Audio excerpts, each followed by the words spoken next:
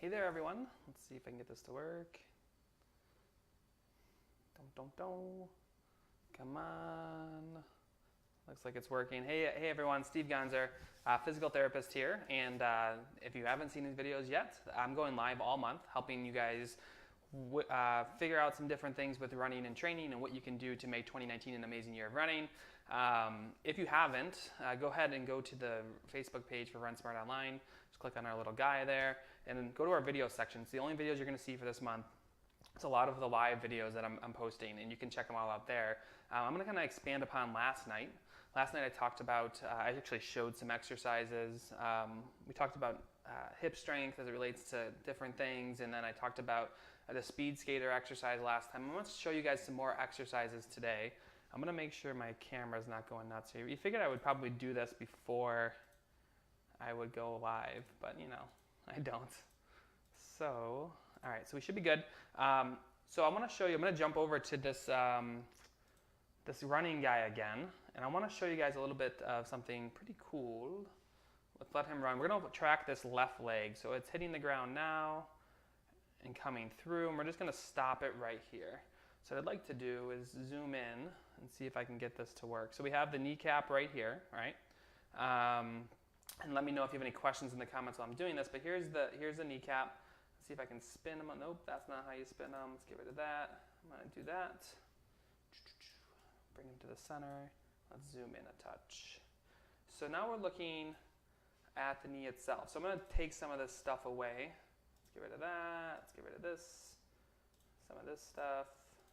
Let's just get down to the brass tacks of knee pain, because knee pain is the number1 thing that runners face when they are training, so much so that I put in the comments or the post that there's actually an injury called runner's knee. So I'm going to go ahead and take a snapshot here. Let me get this to work. Okay, so we're looking at pretty much, when you talk about runner's knee, what they're talking about is this undersurface here. So if I just come over here, I'm just going to draw that undersurface, and then you have what's called your femur. So this runner is loaded, this left leg is on the ground, they have all their body weight coming through this knee, their foot, their ankle, their hip. We've dissected the muscles away.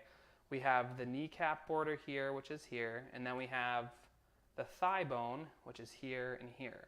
Now the important thing to know about this is that when your kneecap moves, I don't know how this is going to work, but you can see that knuckle, right? So in here, your kneecap comes in and out of a groove as you're running.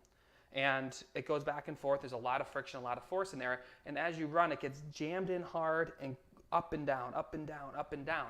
80 steps a minute with a lot of force.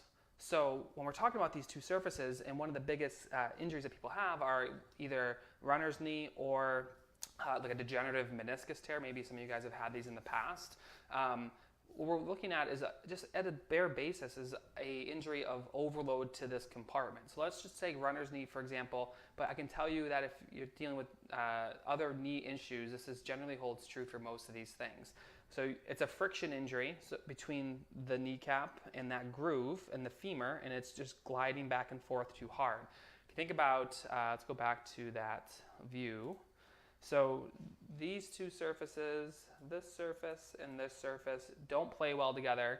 And it's not that it's their fault. I often say that when you have a knee injury or you have trouble with something from running, it's not the knee's fault. It's usually due to something down here at the foot and ankle, or up top at the hip. And we're going to show that in a minute. I'm going to try to show that. I'm going to see how I can steer this view. But the undersurface of this kneecap is really the key thing. So let's see if we can actually even get in closer. I'm going to go ahead and let's spin him a little bit. Oh, God. I'm losing it. Hang with me, everyone. This thing is, it's definitely not the program. It's the operator. Let's see if we can go. Nah, that's not going to work. So I'm going to go ahead and just take the kneecap away for a second, then we'll put it back in. So here's this nice groove that I was just talking about. This is pretty accurate. There's a groove right between this bone and this bone. The kneecap glides up and down in here. So what ends up happening when you have runner's knee is this area gets really red hot, and every time you drag the kneecap through there, it gets really sore. But we talk about, why does this happen? Why does someone have trouble with this? So let's attach all these muscles and stuff again. Hopefully this kind of makes sense. I'm kind of freewheeling here. I want to see if I can just show you guys. So let's look at this, and I'm going to spin him around because he's going to stay in the same loaded position. When you are running and you have this knee loaded, so again, imagine there's too much load here at the front of this knee. It's never the knee's fault. Does your ankle move enough? Does your hip support the knee and ankle? Now I can tell you, when you look at the research, and this is something that every physical therapist or every doctor who looks at a lot of runners knows, is that a lot of times these things are hip issues or ankle issues. So I'm going to show you some stuff, because if the hip can't control really well, I'm going to go back to this quick and show you what happens. I think it actually happens on this guy, but let's see. So,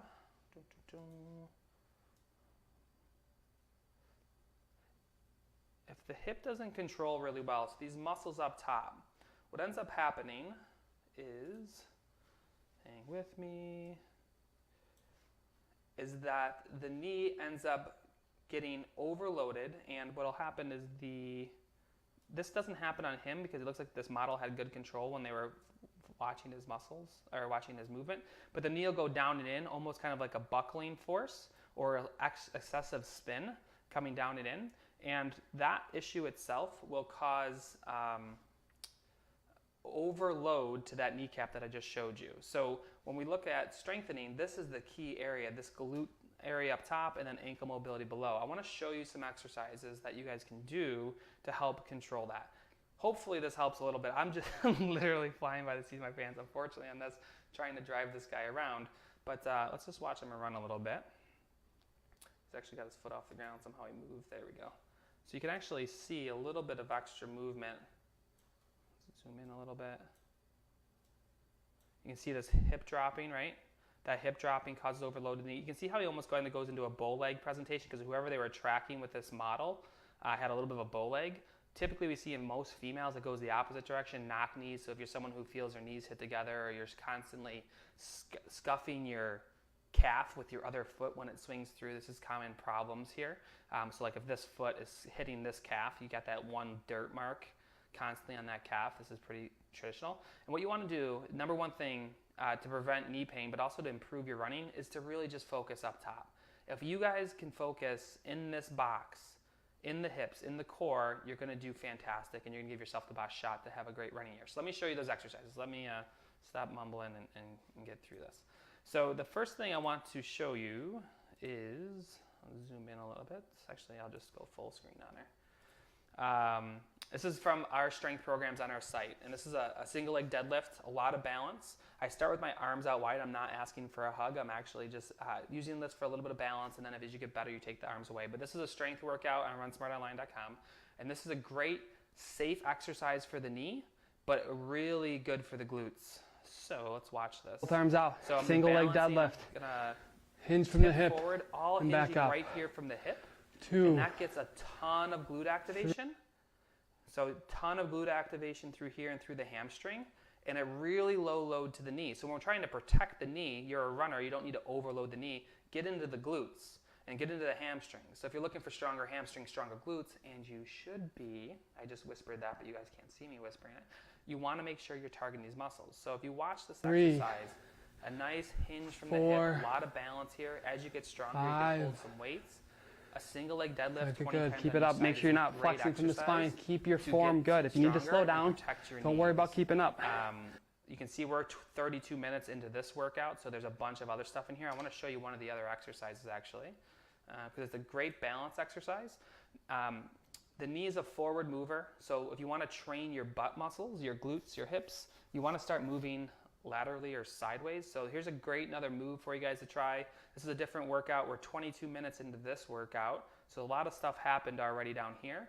But let's watch me do that lunge to the left, and you're going to see me come up into a balance.